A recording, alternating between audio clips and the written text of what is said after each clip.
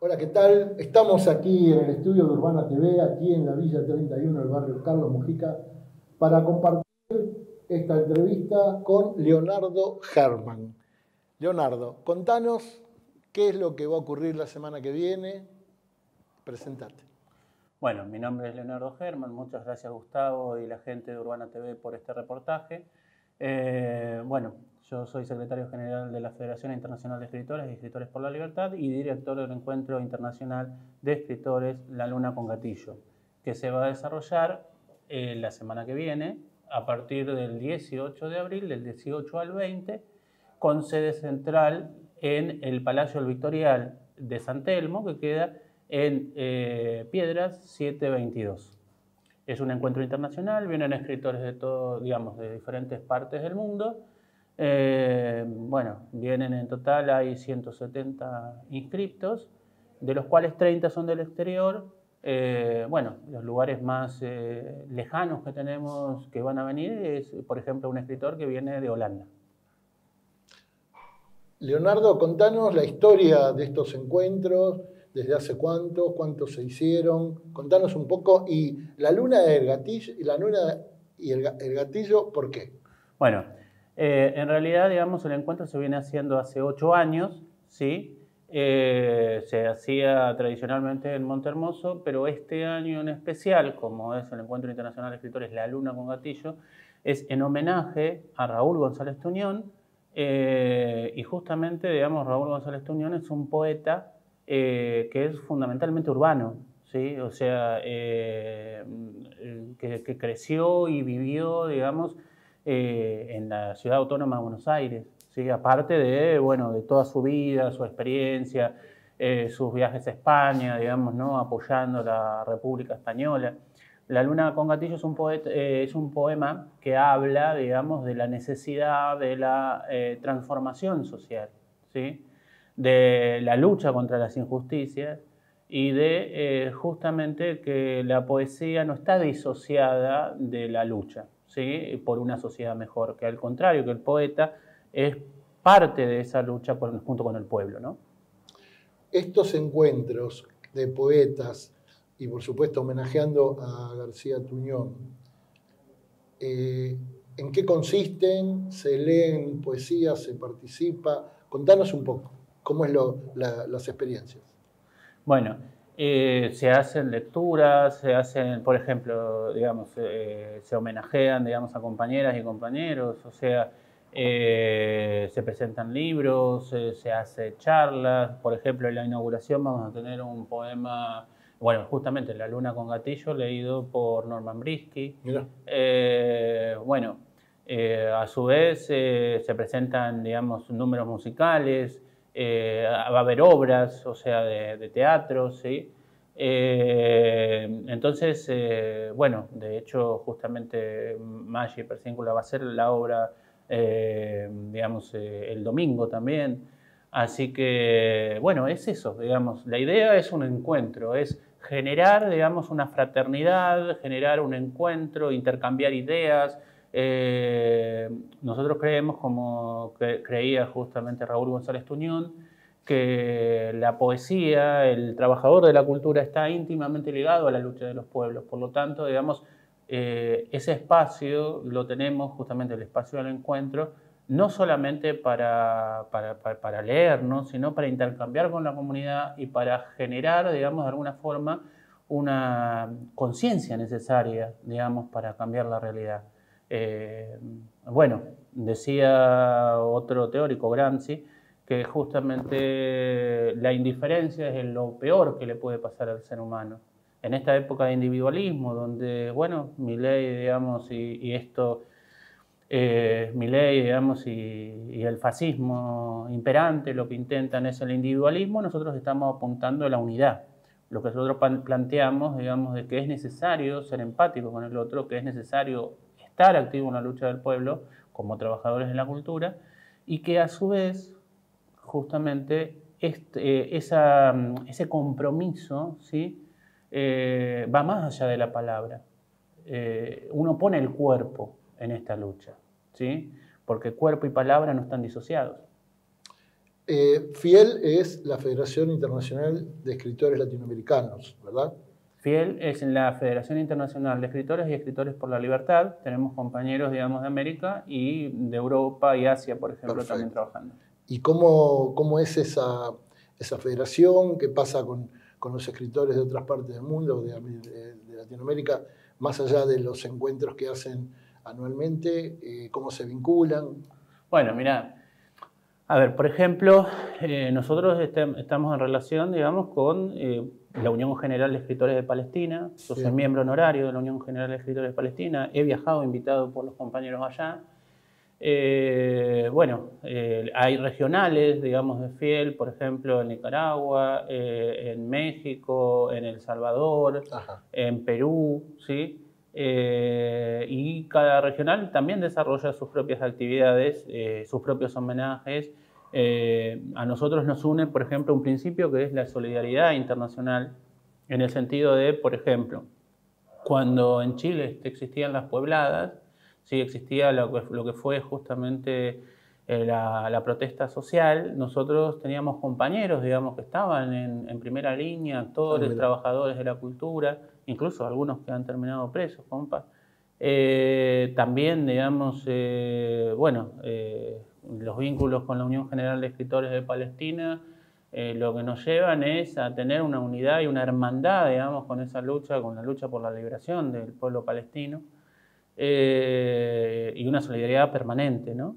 Y bueno, por ejemplo, ahora, digamos, apoyar a los gobiernos, digamos, populares, por ejemplo, lo que fueron poetas por el Pacto Social en Colombia, digamos, hay compañeros que han estado trabajando ahí también.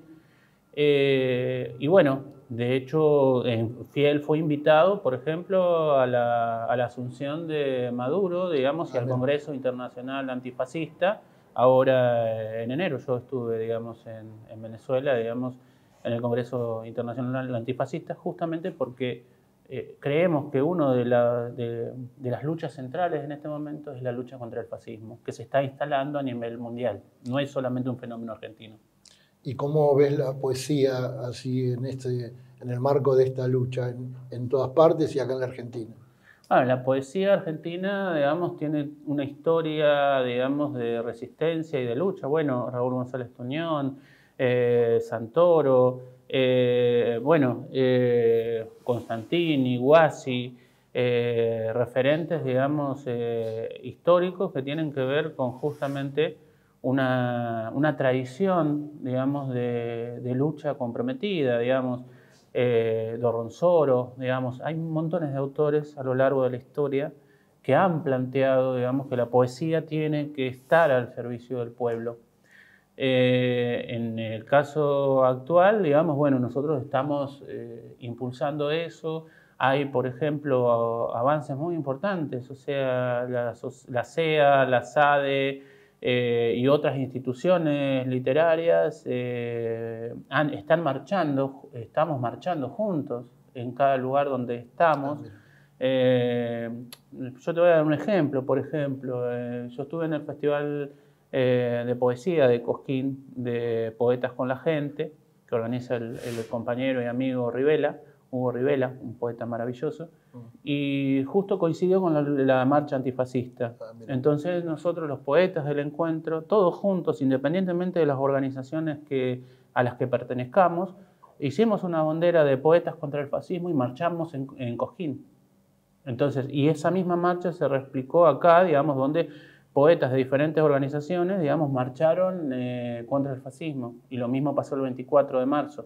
Entonces hay una necesidad y una intención de unificar a los trabajadores de la cultura justamente frente a todos estos ataques, digamos, no solamente contra los trabajadores de la cultura, sino contra el pueblo en general.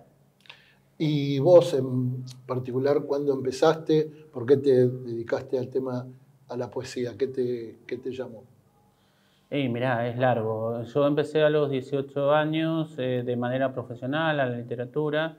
Me acerqué al grupo La Luna que dirigía un querido y entrañable compañero, digamos, que es Ricardo Rubio, murió, bueno, hace tiempo.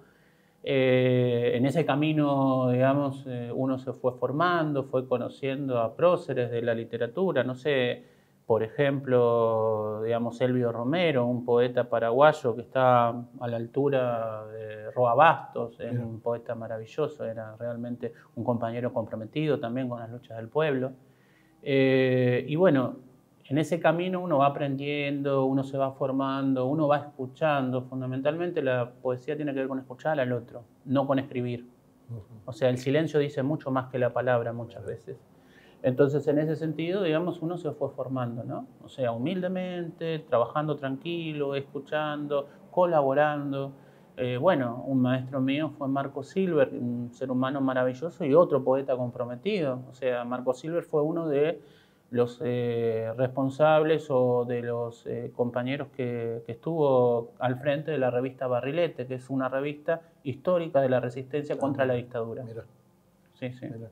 Y en esta tarea de la poesía, me imagino que está también cómo llegar, cómo publicar, cómo difundir. ¿Cómo es eso? ¿Hay editoriales? ¿Hay autonomía propia cada uno? ¿Cómo se difunde la poesía de cada uno de ustedes? Mira, o sea, la poesía básicamente prácticamente es una tarea en la que uno deja la vida, ¿sí? Algunas veces literalmente y otras veces metafóricamente, pero sí lo cierto es que, por ejemplo, muchos autores se organizan cooperativamente para poder editar, ¿sí? Porque, bueno, primera cuestión, existe una crisis económica global, digamos que todos la sabemos. Segundo, digamos que está concebida la industria editorial como un negocio. Entonces, así como hay monopolio de comunicaciones, que bueno, ustedes lo sufren, sí, claro, digamos, también hay monopolio de la industria, digamos, editorial.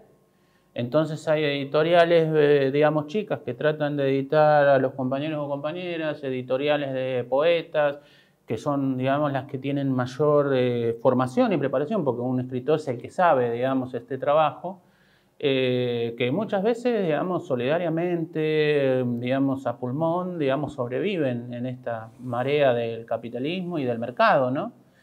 Pero la verdad que editar es muy complicado, muy complicado. O sea, a ver, yo recuerdo en un momento que ustedes los medios, estoy hablando, existía la ley de medios de comunicación, sí, digamos, claro. Y son cosas que justamente el monopolio lo que hace es concentrar y que solamente aquellos que tengan los medios económicos puedan acceder. O sea, lo mismo pasa en la industria editorial. Claro. Entonces eso genera una situación donde por ahí hay poetas en los barrios pobres que no pueden editar porque no tienen los medios. Está bien, hay alternativas, las redes son alternativas, sí, las cosas, pero el problema es que nada suplanta el papel impreso. Por eso decía que era un tema que es importantísimo. Bueno, contanos cómo vincularse, más allá, primero repitamos lo que va a ocurrir y cómo la gente puede entrar a conocer, a participar y a su vez, bueno, llegar a la poesía, ¿no? Contanos. Bueno, en principio, digamos, para ir al encuentro se pueden acercar del 18 al 20 de abril, de 10 de la mañana a 20 horas, en el Palacio Victorial, que queda en Piedras 722. ¿Sí? O sea, ahí estamos, va a haber lecturas, va a haber, o sea, es más, invitamos e incentivamos que venga público porque es la idea, ¿sí? O sea, porque la idea no es que los poetas nos leamos entre nosotros, sino que claro, participe la comunidad, que intervenga, que aporte, que discuta incluso, ¿sí? Eso por un lado. Y después, por el otro, ¿cómo uno accede a la literatura? Es muy simple, ahorrando un libro, leyendo. O sea, no hay, es un camino personal, digamos, ¿no? Que se enseña en la escuela, sí, se enseña en la escuela, pero también dentro de los límites que tiene, digamos, la educación pública, digamos, que tienen que ver justamente con la voracidad, digamos, de las redes, de lo efímero. Hay que darse el tiempo para leer. Hay que darse el tiempo para escuchar un poeta, hay que darse el tiempo para escuchar música o ir a la obra de teatro. O sea, esos tiempos son necesarios. Entonces, eso es un camino también individual. Si uno lee, va a encontrar, ¿cómo decirlo? Tiene que tener la capacidad de elegir ese texto que lo meta dentro del texto, ¿sí? Que lo haga transportarse al libro. Claro. Y esa experiencia es intransferible. O sea, esa emoción de leer un texto es intransferible. No sé, leer El Principito, digo El Principito porque es un libro que generalmente es accesible para leer, que se piensa que es accesible, pero que es mucho más complejo, ¿no? O leer una poesía, o leer Whitman, o leer, digamos, no sé, Constantini cuando denunciaba las invasiones yanquis. Eso, digamos, es algo que te conmueve. Y eso es un placer que uno se tiene que aprender a dar. ¿Sí? ¿Y vos qué poesía te da más placer? Oh, muchas, infinitas. O sea, César Vallejo es un maestro para mí. Bueno, Marco Silver, Ricardo Rubio, Elvio Romero. Hay un poeta cordobés que es maravilloso, que es Romilio Rivero. Bueno, Raúl González Tuñón. Es infinito. O sea, los libros, bueno, los poetas Mahmoud Darwish, un escritor palestino. Violeta Parra. Claro. O sea, hay infinidad de escritores que vale la pena ser leído, porque esto también tiene que ver con la historia del pueblo. O sea, la cultura no es patrimonio de unos iluminados que deciden el futuro de nuestro país. La cultura es patrimonio del pueblo. Claro. O sea, los libros tienen que estar al alcance de todos. Está bueno que vayan a una biblioteca, que pidan un libro, que googleen, que busquen en internet, pero fundamentalmente es eso, es que uno tenga la curiosidad de acceder a un libro. Bien, bueno, entonces los vamos a esperar a todos que participen de este encuentro muy importante a partir del viernes 18, Exacto. desde las 10 de la mañana hasta las 18 en el Palacio. 18, allí en el Palacio del Victorial, allí en San Telmo. Así que bueno, Urbana TV va a estar presente, vamos a estar cubriendo también algunos de los eventos que tengan. Así que bueno, un placer y bueno, mucha suerte. Muchas gracias, Gustavo, y muchas gracias a todos los compañeros y compañeras de Urbana TV, que bueno, es un lugar maravilloso, digamos, abierto y al servicio del pueblo. Gracias. Gracias. Volvemos.